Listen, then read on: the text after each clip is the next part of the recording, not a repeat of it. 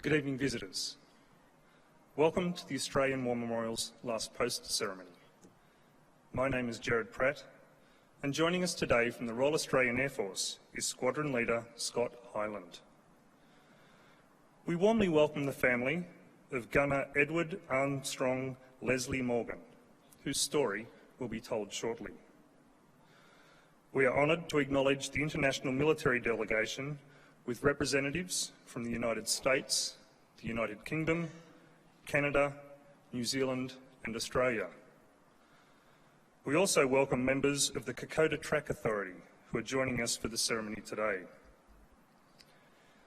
Also today, we are pleased to acknowledge a guest piper from the Royal Scots Dragoon Guard, Lance Corporal Peter Crowe, who will perform the lament during today's ceremony.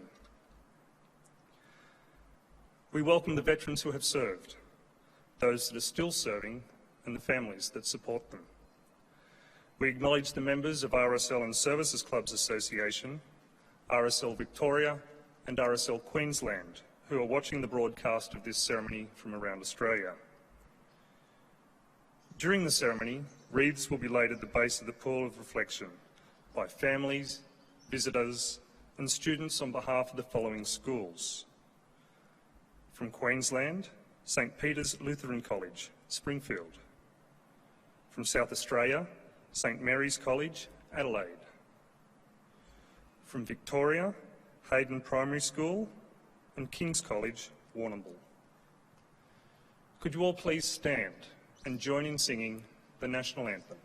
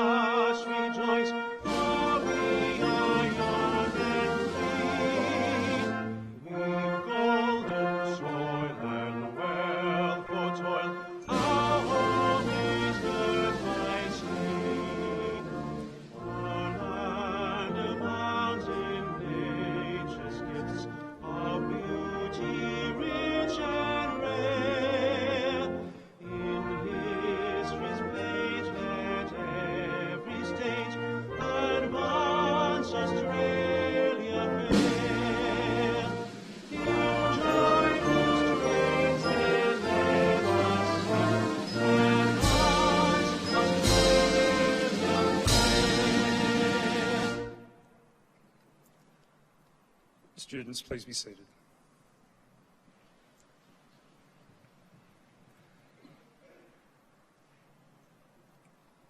The Australian War Memorial was the vision of Charles Bean, Australia's First World War official historian.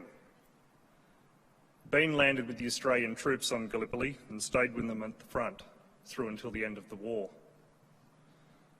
The idea of this national memorial and museum came to him at Pozières, France, in the depths of the bloody fighting of 1916.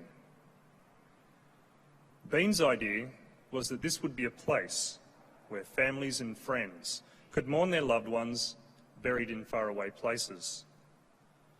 It would also be a place that could help all Australians understand what these men and women had endured and what they had done for us. Bean's vision, to which we remain true, is best expressed as inscribed in the entrance to the memorial's galleries.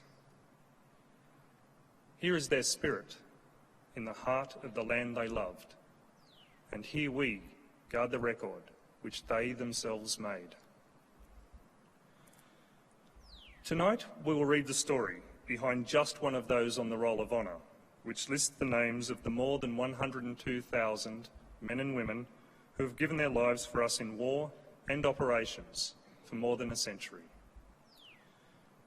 But first, we present a lament, Flowers of the Forest. Wreaths of floral tributes will now be laid at the base of the pool of reflection.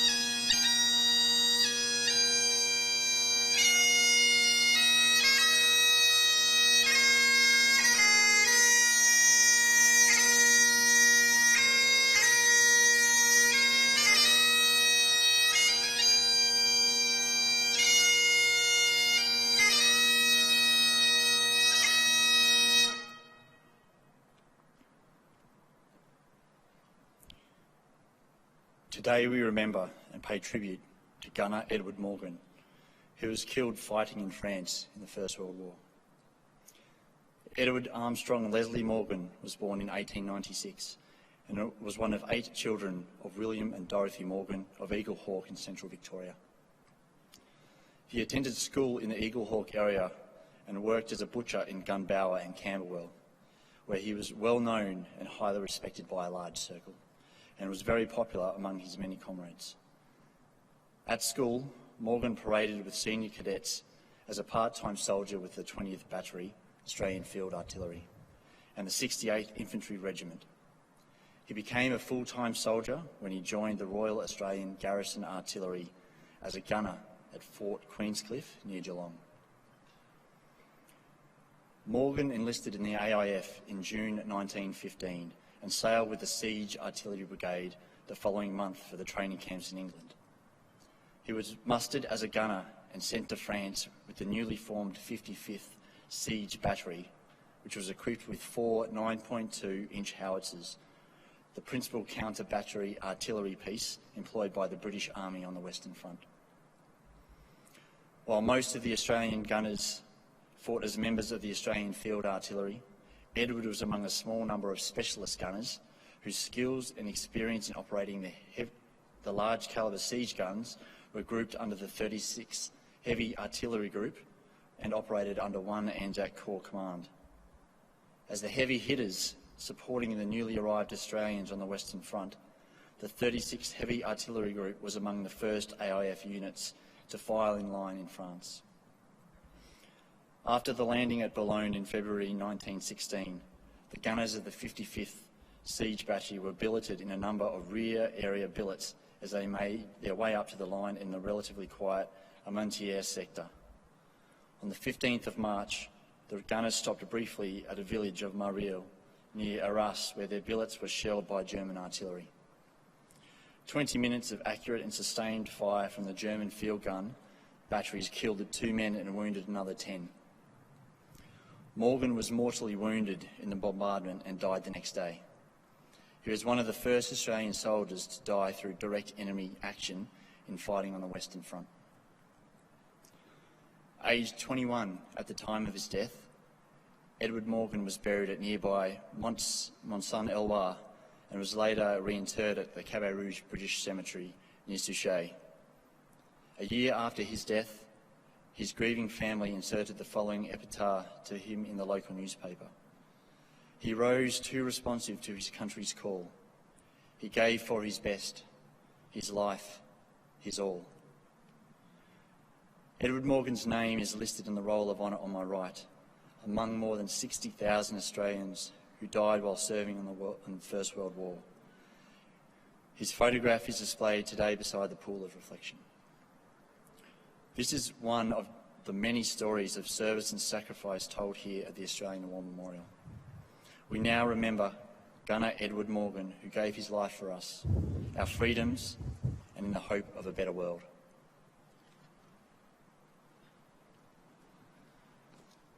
Please stand for the reading of the Ode and the sounding of the last post.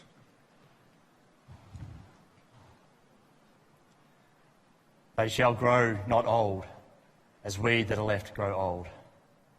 Age shall not weary them, nor the years condemn. In the going down of the sun and in the morning, we will remember them. We will remember them.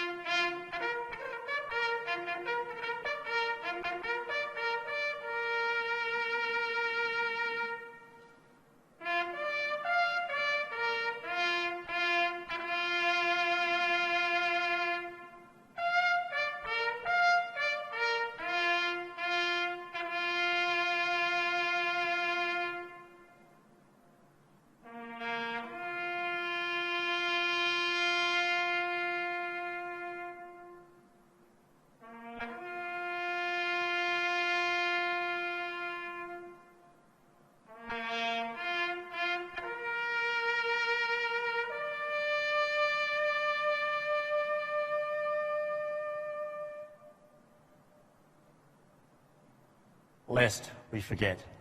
Lest we forget.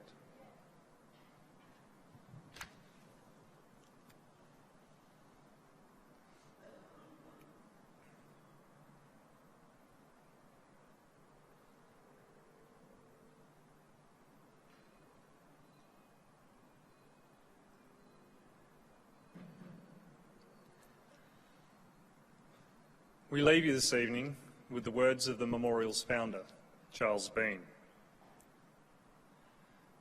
Many a man lying out there at Pozieres or in the low scrub at Gallipoli, with his poor, tired senses barely working through the fever of his brain, has thought in his last moments, well, it's over. But in Australia, they will be proud of this. Ladies and gentlemen, girls and boys, that concludes the last post ceremony. We thank you all for visiting the Australian War Memorial and wish you all a very good evening. Thank you.